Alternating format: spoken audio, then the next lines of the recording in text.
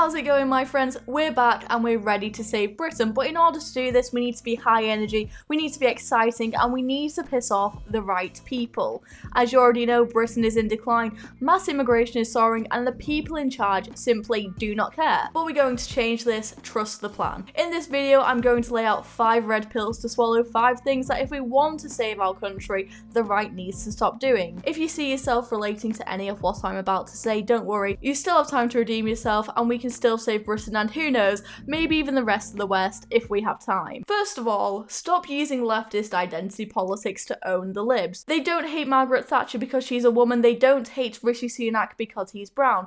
They would still be insulting these people even if they were straight white men. They've just adjusted their insults to fit whoever they think is the next Hitler. You're just using their values and talking points and you are literally gaining no grounds. Also, on that note, as we've seen, they don't care if the Conservative Party has literally no white people, they will still attack the Tories. So can we please reverse David Cameron's affirmative action scheme that have helped bring about such triumphants of the Conservative Party, such as Priti Patel, who failed to close our borders, and Liz Truss, who failed to have basic market reform. Yeah, that's right, the supposedly pro-meritocratic, anti-identity politics Conservative Party have been discriminating against white men for decades. The rot is deep, my friends. And don't get my point confused with saying identity doesn't matter. I actually think identity does matter. You can close your eyes and say we should treat all people equally, but the other side isn't thinking that. Look at the Palestine protests, or look how George Galloway campaigned specifically just on Palestine to win the Muslim vote. The reality is that the people that the British government have invited over in the past years care a lot about identity.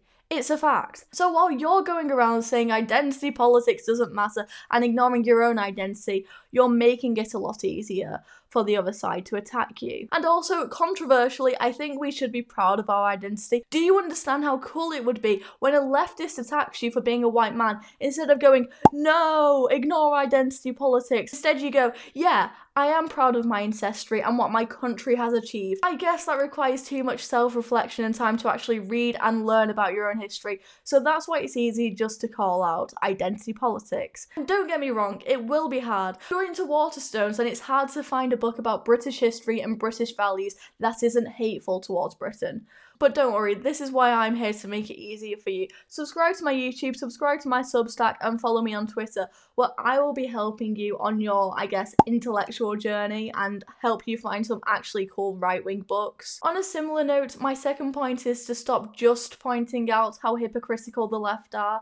They don't care, because it sort of assumes that if they were following their own principles, that would be fine, you know, that would be great. I actually don't care if the founders of Black Lives Matter are corrupt. Actually, it's probably better that it goes on large mansions than them using it to further their own radical Marxist agenda and turn more people anti-white. Like, why are we annoyed that our enemies are taking L's? What was that Napoleon saying? Never interrupt your enemy while he's making a mistake. Yeah, that. Personally, I'm more concerned about the millions of pounds of taxpayer money going to activist organisations that are supporting criminals coming over to the UK legally. But if you want to cry about BLM, be my guest. I'm going to slightly counter my counter signal though. I'm not totally against calling out left-wing hypocrisy. Actually, a lot of battleground you can win, a lot of boomers you can convince. You show that the heroes the left idolise aren't as perfect as they seem. However, like I said, be careful not to argue on their terms. The core of your argument shouldn't be that the left are hypocritical. It should be that they're wrong and they're immoral. Point 3.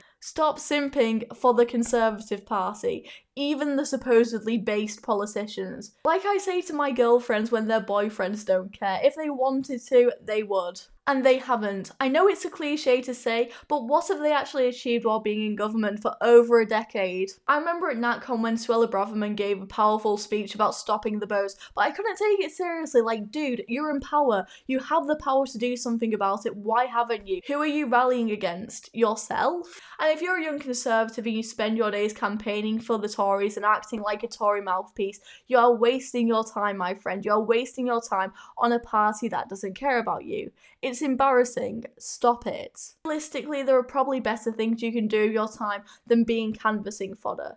Also, this doesn't include going to Conservative Party conference or joining your local Conservative society at university, because that's a good opportunity to network with like-minded young people. Don't believe you have to defend the party when they do something wrong. You do not have to LARP as a Conservative MP. I repeat, you do not have to LARP as a Conservative MP.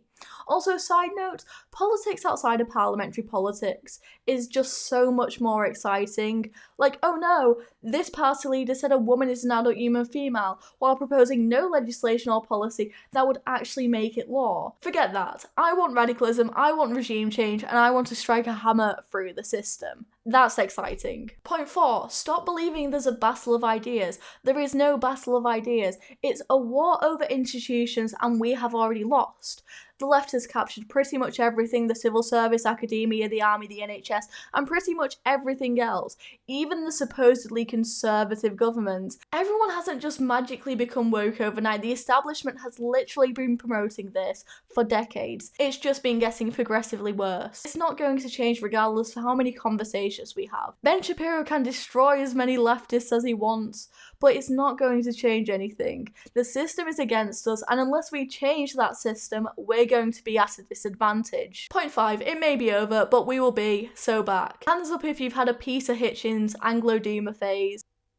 When you have the realisation that Britain is dead and the Conservative Party needs to die, and there's a lot of truth in what Hitchens says. However, being a doomer isn't going to change anything. Still time to make a change.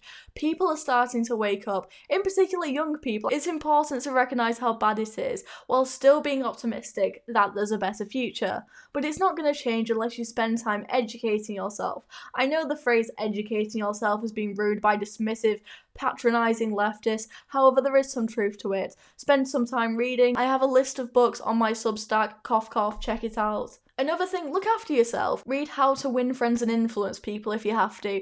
You have to be scoring high in the looks department. It does not matter if you were not born as attractive as Jacob Iroldi, but do the basic things. Look after your hair, your clothes, and your hygiene. Being attractive is inherently right-wing. Don't let the side down. And also, who's more convincing, Harvey Specter of Suits, or some guy who hasn't showered or brushed his teeth for a week and who can't hold a conversation in the real world? The answer's obvious. And while you're probably not going to convince the average leftist, no matter how much you looks max, you're probably going to gain a few points by presenting these ideas in a normal manner to actually normal people. Especially because people are fed up with wokeness being shoved down their throats by some weird looking leftist with some terrible body odour. Okay, they're my 5 points on what the right needs to learn. Let me know what you think in the comments. Do you have anything to add on to that? This is the first YouTube video I've made in a while, so if you could subscribe and like, that would be really appreciated. Thank you so much for watching. Goodbye.